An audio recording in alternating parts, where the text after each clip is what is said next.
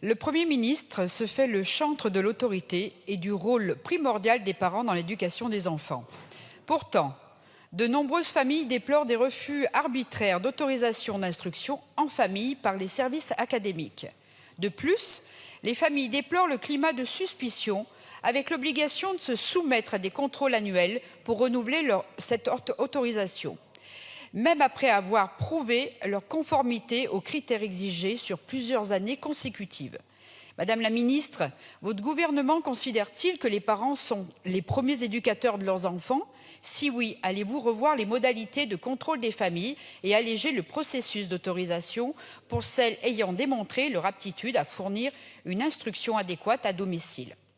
Par ailleurs, qu'en est-il des groupes de niveau, devenus des groupes de besoins, qui vont faire disparaître les groupes classes puisque 9 heures d'enseignement par semaine sont dissociées? Pourquoi n'avez-vous pas envisagé une expérimentation, comme pour l'uniforme, avant d'appliquer une mesure d'une telle ampleur qui n'a pas été testée et qui est très décriée par les enseignants? Je vous remercie. Je vous remercie. Madame la ministre.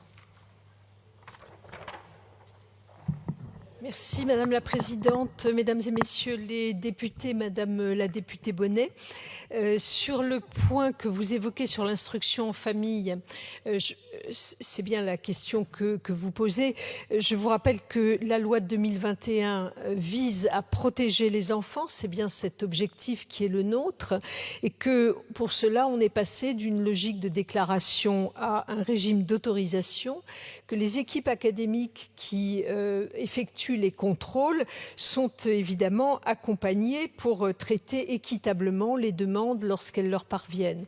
Donc c'est évidemment dans cette optique-là que nous répondons à ces demandes d'instruction en famille et que nous avons un regard évidemment qui, me semble-t-il, permet de traiter équitablement les demandes.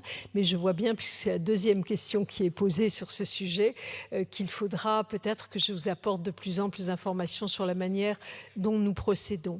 Vous avez ensuite évoqué la question de la mise en place des groupes de besoins, me demandant si nous n'aurions pas, de manière préférable, commencer par une expérimentation. Nous souhaitions que vraiment l'ensemble des jeunes puissent bénéficier de ce travail en groupe et c'est la raison pour laquelle nous avons proposé que la généralisation s'effectue d'emblée. Je le redis ici devant vous, l'idée c'est bien, non pas de faire un tri social entre les jeunes, mais d'accompagner en fonction de leurs besoins chacun des jeunes dans l'amélioration de leurs apprentissages. Et il nous a semblé que le passage par la généralisation immédiate était sans doute l'occurrence la meilleure en cette circonstance. Voilà la raison pour laquelle nous n'avons pas effectué d'expérimentation. Je vous remercie. La parole est à Madame